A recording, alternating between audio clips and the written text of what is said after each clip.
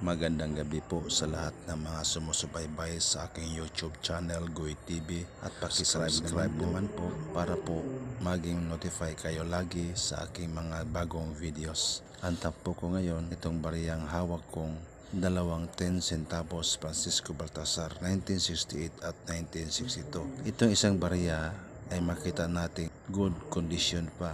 Itong isa ay medyo unconditional rin dahil sa katagalan na ng panahon. Pero swerte na rin yung mga taong good condition, yung mga hawak nilang mga barya. Kahit sa katagalan ng panahon, napanatili nila itong alagaan na walang malaking tama. At mga bariyang ito ay hindi na talaga basta-basta makikita ngayon dahil hindi na ito umiikot sa ating sirkulasyon ngayon.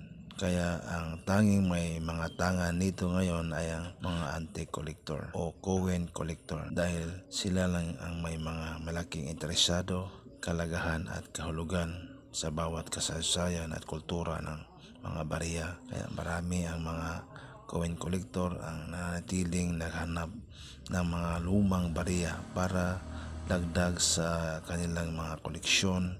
Kaya nagkaroon ito ng mataas na halaga at depende pa rin sa kondisyon ng ating hawak na barya at depende sa mapagkasunduang halaga o presyo ng ating barya.